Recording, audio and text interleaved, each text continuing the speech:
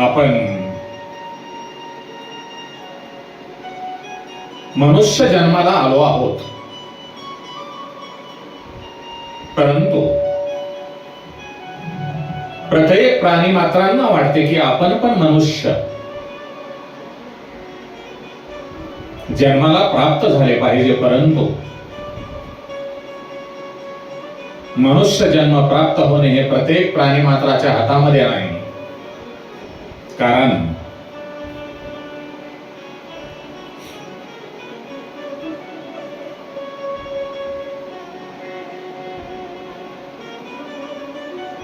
माणसाचा जन्म मिळणे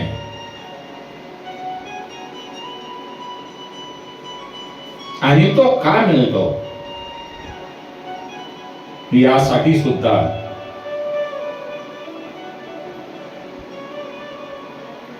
तीन कारणे आहेत.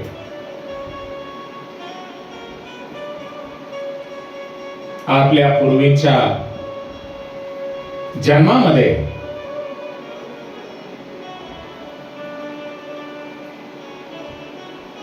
आपण चांगले कर्म केले असतील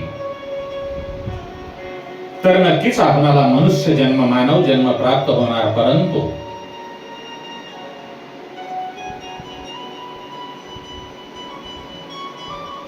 आपल्या हातून योग्य वर्तन नाही झाले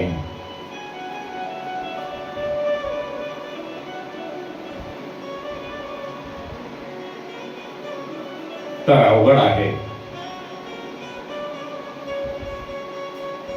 तर मग आपण जो मनुष्य जन्म आहे तो का प्राप्त होतो? मुख्यतः याची तीन कारणे आहेत. नंबर 1 कर्म, नंबर 2 पाप आणि नंबर 3 वासना. आता आपण कर्म म्हणजे काय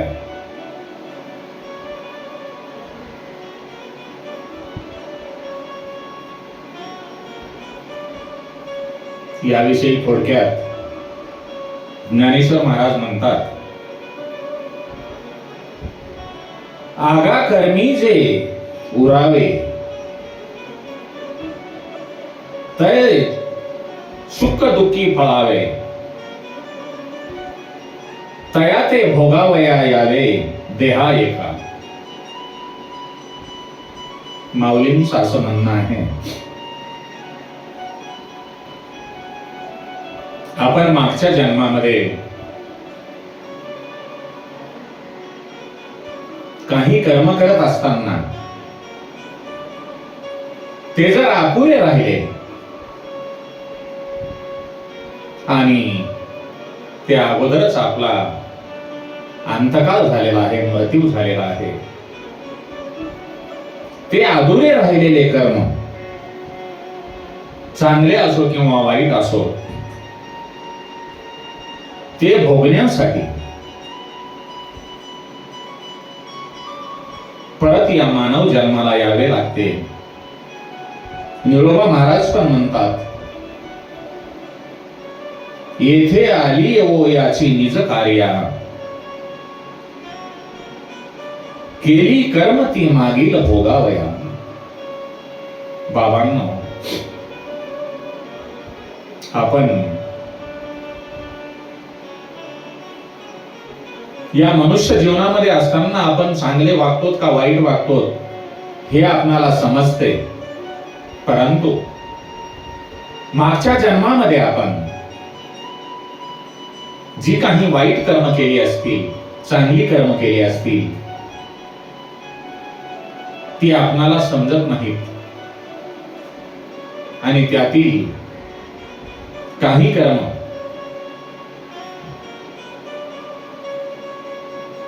अशी आहेत की आपण त्या जन्मामध्ये जर दुसऱ्याला त्रास दिला असेल तर तो त्रास त्याच्याकडून आपण सहन करून घेण्याकरिता या मनुष्य जन्माला यावे लागते, असे निळोबा महाराज म्हणतात. नंबर 2 पाप. तुकाराम महाराज म्हणतात, जन्मा येणे घडे पातकाचे मूळ, संचिताचे फळ आपुलिया.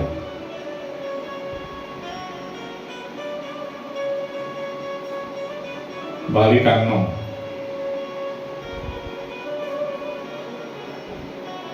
आपण म्हणतो मनुष्य जन्म.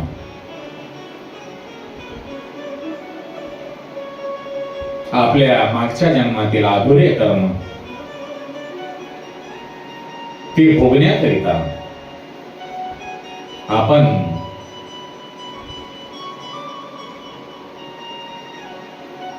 या मनुष्य जन्माला यावे लागते. कारण मागच्या जन्मामध्ये आपल्या हातून बरेच काही वाईट गोष्टी घडल्यानंतर त्याची परतफेड करण्याकरिता पुन्हा एकदा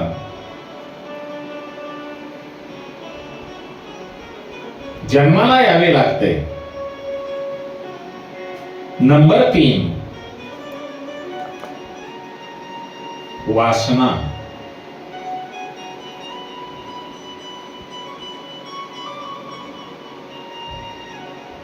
एकनाथ महाराजांनी आपल्या हरिपाठामध्ये सुंदर असं काव्य लिहिलेलं आहे. जन्म घेणे लागे वासनेच्या संगे, जन्म घेणे लागे वासनेच्या संगे, त्याची झाले अंगे हरी रूप. बाबांनो, अंतकाळी ज्या वेळेला आपली जशी वासना असेल, आपणाला तसा जन्म मिळणार. भागवतामध्ये कथा आलेली आहे. जड भरत नावाचा जो राजा असतो, त्याच्या अंतकाळी त्याला माझ्या हरणाच्या पाडसाचे कसे होईल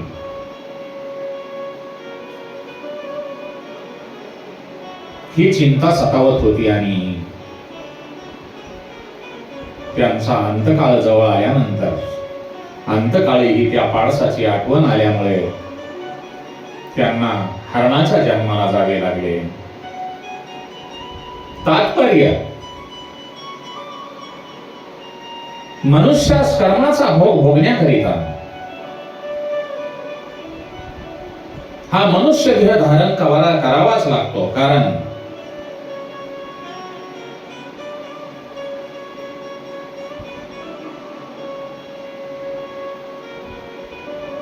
कर्म हे कोणाचाही पिछा सोडत नाही, ते पाठीपाठ धावत असते. म्हणून कर्म चांगले करा.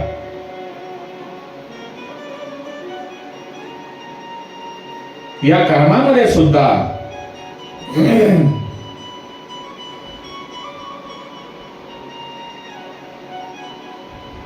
जो आपलं प्रारब्ध आहे,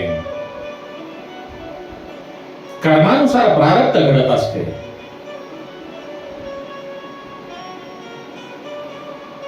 आणि त्या कर्माचा भोग प्रारब्धाच्या नावाने पडतो.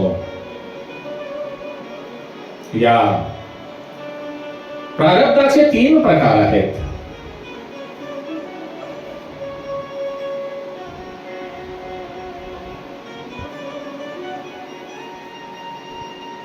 जीवास यावेच लागते हे अनिच्छा प्रारब्ध.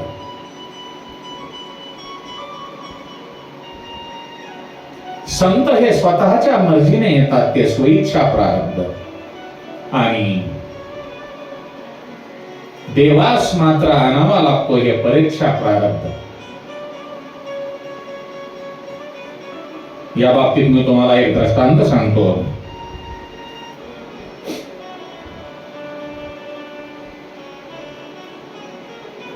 रेल्वेने प्रवास करणारे 2 प्रकारचे प्रवासी. त्यामध्ये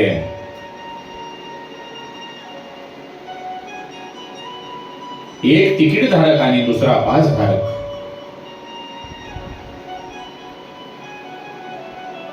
तिकीट धारक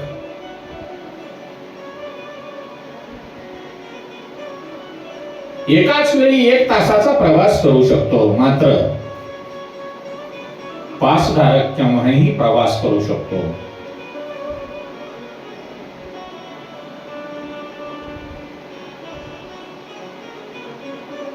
आता म्हणाल तिकीट धारक कोण आणि पासधारक कोण? तर तिकीट धारक म्हणजे आपला जीव. आपण जन्म मरणाचा एकाच वेळेस प्रवास करू शकतो. आणि पासधारक म्हणजे संत. ते केव्हाही त्यांची जेव्हा इच्छा होईल तेव्हा या पृथ्वी तलावर आपल्या पुण्याचे गाठोडे बांधण्यासाठी येऊ शकतात. येतात ते आपल्या मर्जीने येतात, स्वेच्छेने येतात. मात्र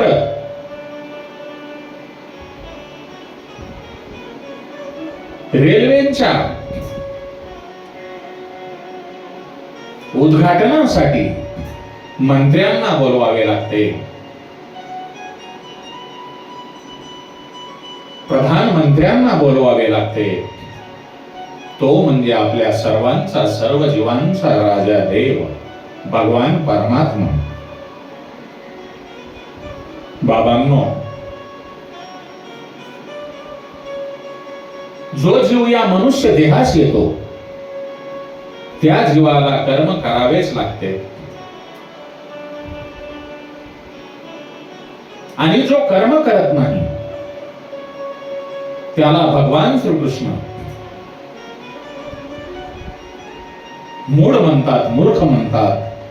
ज्ञानोबा राय सांगतात,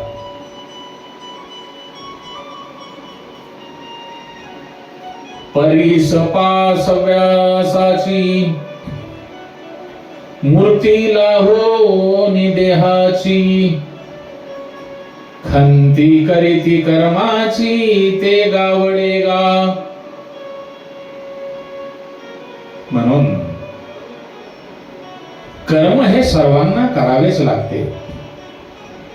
आणि या कर्माचे शास्त्रामध्ये 5 प्रकार सांगितले आहेत. त्यापैकी नंबर 1 म्हणजे नित्य कर्म.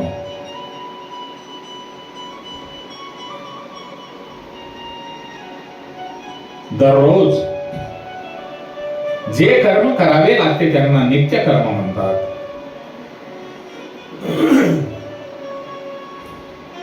ते म्हणजे कोणते?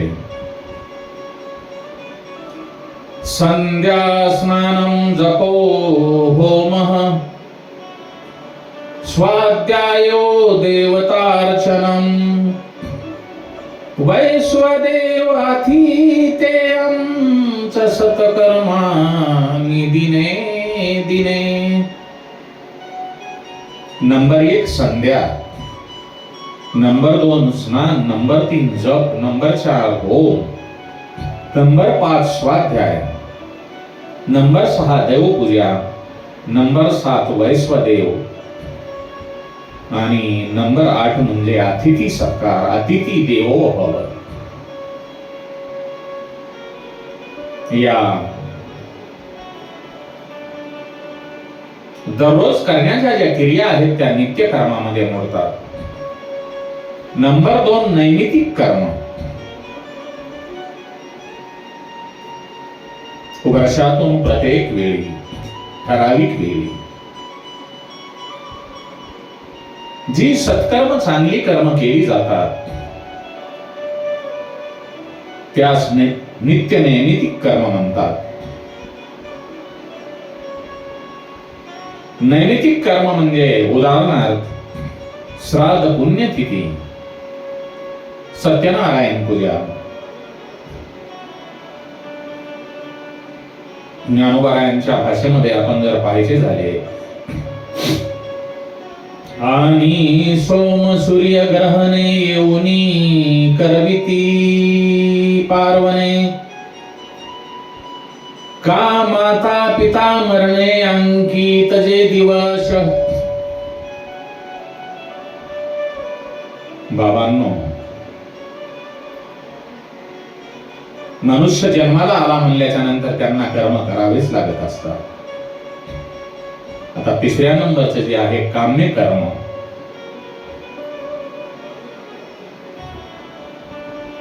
काम्य कर्म म्हणजे कामाच्या बदल्यामध्ये जो काही पैशाचा मोबदला मिळतो, फळाच्या इच्छेने केलेले कर्म म्हणजे काम्य कर्म. उदाहरणार्थ नोकरी, व्यापार, शेती वगैरे. आता नंबर 4 जे आहे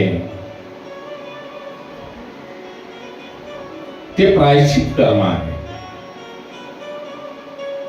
हे फार महत्वाचे आहे, कारण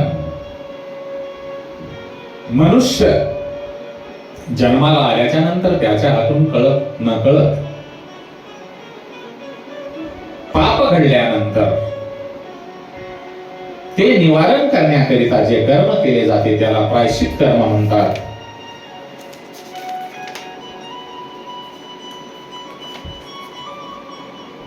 कारण त्याशिवाय पर्यायही नाही. म्हणून मनुष्याने कधीही कर्म करत असताना चांगले कर्म करा. आता निषिद्ध कर्म शास्त्रांनी आणि संतांनी जे कर्म करू नका असे सांगितले असताना सुद्धा आपण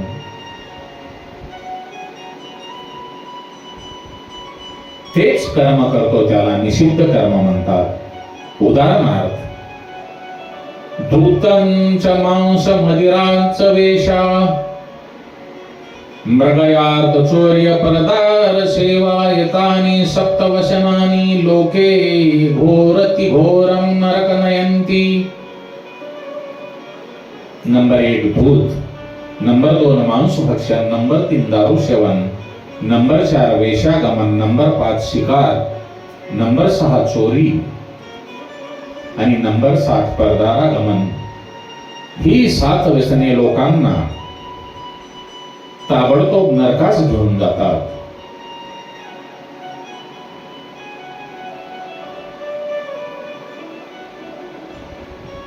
कर्माचे कालानुरूप 3 प्रकार पडतात.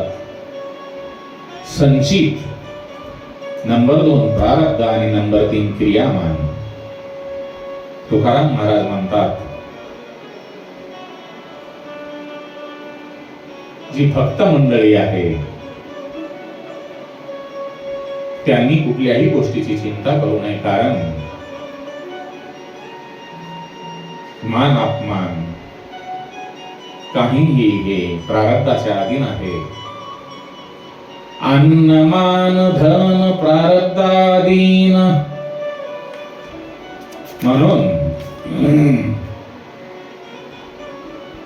प्रारब्ध क्रियामान भक्ता संचित नाहीच जाणं. आपल्या हातामध्ये एकच आहे, आपण भगवंताची भक्ती करा. भगवंत आपल्या पाठीमागे निश्चित राहणार.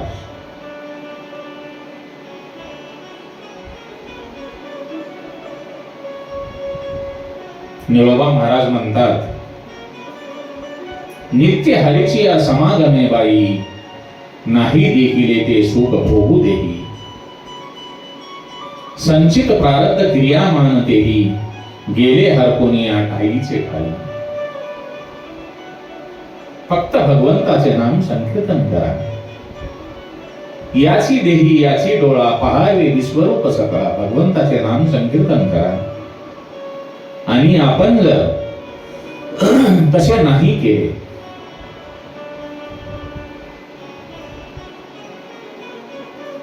तर नक्कीच प्रारब्ध आपला पिछा सोडणार नाही. आणि तसे जर पाहिले प्रारब्ध कोणासही भगवंतासही भोगल्याशिवाय सुटत नाही. कारण रावण प्रभू श्री रामचंद्र यांचे वडील पिता श्री दशरथ आणि स्वतः भगवान श्रीराम, भगवान श्रीकृष्ण हे सुद्धा कर्मातून सुटले नाहीत. मग आपली काय व्यथा आहे. त्यामुळे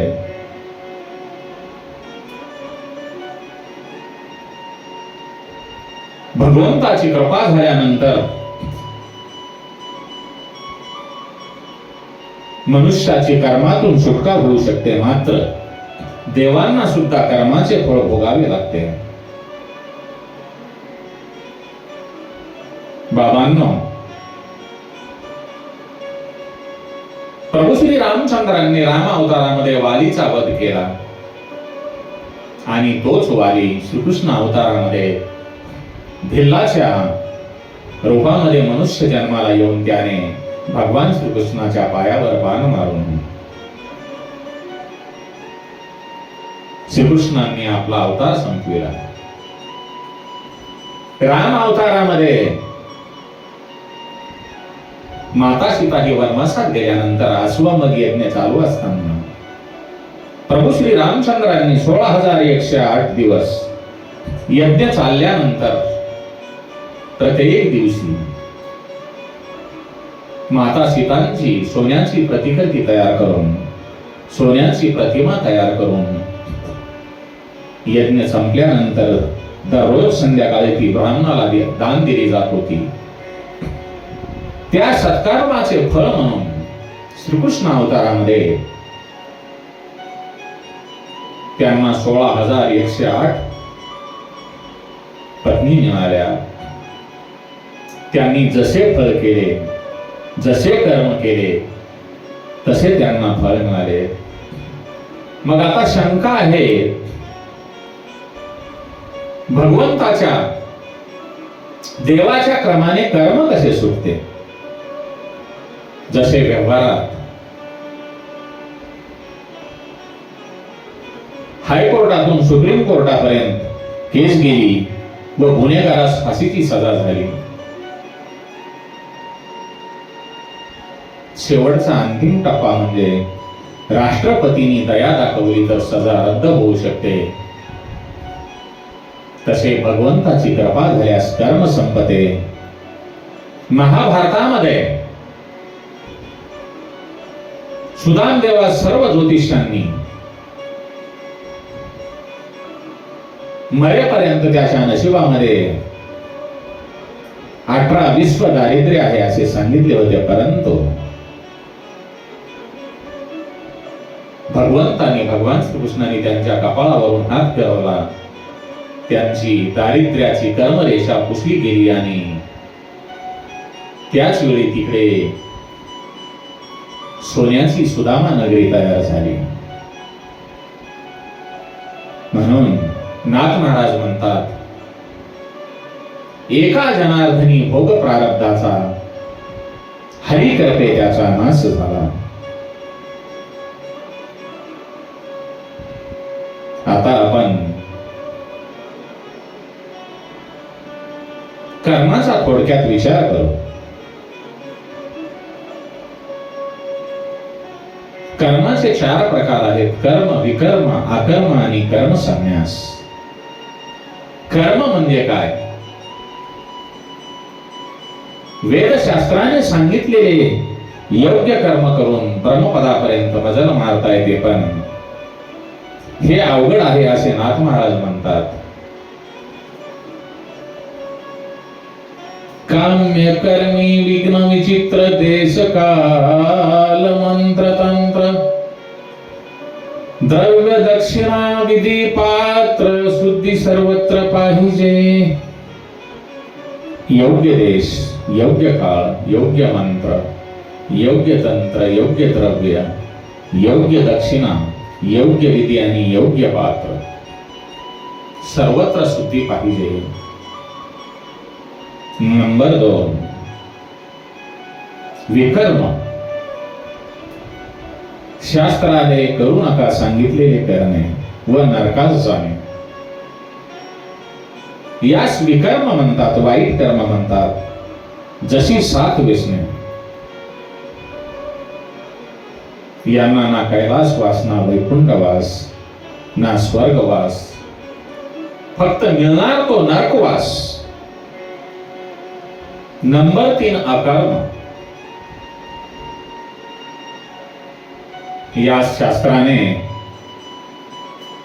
आणि संतांनी कर्मयोग म्हटला आहे.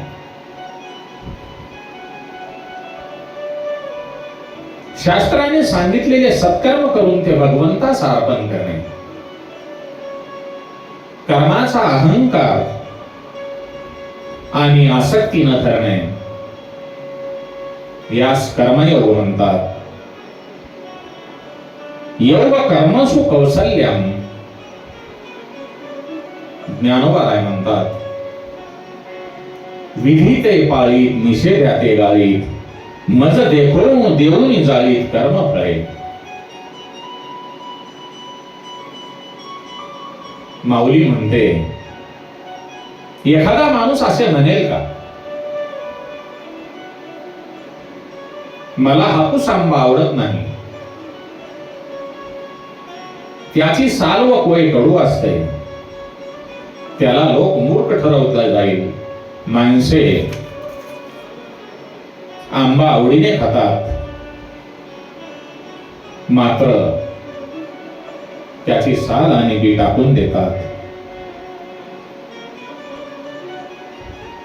म्हणून मनुष्याने आपण करत असलेल्या कर्तृत्वाचा अहंकार व कर्मफळाचा त्याग केला तर कर्मच बंधनातून करू शकते. पण या दोन्ही मध्ये सर्व जीव अडकले आहेत. फक्त महात्मे या दोन जाळ्यातून पलीकडे गेले, मुक्त झाले. यासच थोडक्यात अकर्म योग म्हणतात. आता कर्म संन्यास, संसाराचा त्याग करून संन्यास घेणे व मुक्त होणे, यास कर्म संन्यास म्हणतात.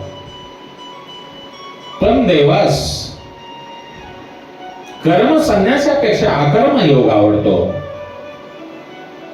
कारण सर्वच जर संन्यासी झाले तर जगाचा कारभार कसा चालणार. म्हणून अकर्म योगी श्रेष्ठ ठरतो. सर्वांना माहित आहे, शुक्राचार्यांचे गुरु जनक हे कर्मयोगी होते. म्हणून गीतेमध्ये त्यांचेच उदाहरण आलेले आहे.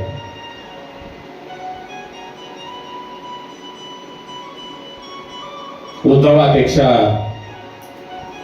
भगवान श्रीकृष्णांना अर्जुन आवडता होता. तात्पर्य, आमच्या संतांनी संसार न सोडता या गोष्टी सोडल्या आणि संसार सुखरूप केला. संन्यासी संतांपेक्षा भारतात ग्रस्ती संत जास्त झाले आहेत व श्रेष्ठ ठरले आहेत. असे हे कर्म प्रकार ज्ञानोबारायांनी कर्मांची व्याख्या सांगितली आहे. ऐसे करीते नवीन गोचरू, अयक्तू हा आकारो, निजे जो व्यापारो तया नाम कर्म. एक अशी शंका की मेल्यानंतर जीवाबरोबर कर्म येते कसे, त्याचे उत्तर महाभारतामध्ये दिले आहे. यथा धेनु सहस्रेषु वत्सो गच्छन्ति मातरं, तथा यच्चक्रतं कर्म कर्तारमनुगच्छन्ति. अर्थ, ज्याप्रमाणे हजारो गायीपासून वासरू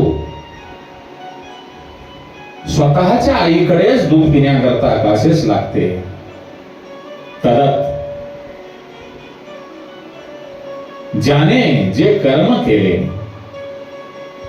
ते दुसऱ्या जन्मी त्याच्याकडेच येत असते. म्हणून बाबांनो, कर्म हे चांगले होणे गरजेचेच आहे. म्हणून या कर्मापासून सुटका करून घ्यायची असेल तर फक्त भगवंताचे नाम संकीर्तन करा. कारण भगवंताचे नामच एक असे तारक आहे की ते आपल्याला कर्मापासून सोडवू शकते. परंतु भगवंताची कृपा झाल्याशिवाय त्यापासून आपण सुटू शकत नाही. आणि भगवंताला आपल्यावर कृपा करावीच लागेल, कारण आपण भगवंताचे सतत नाम संकीर्तन करत आहोत. म्हणून भगवंताची साधना करा, भगवंताचे भजन करा. श्रीराम जय राम.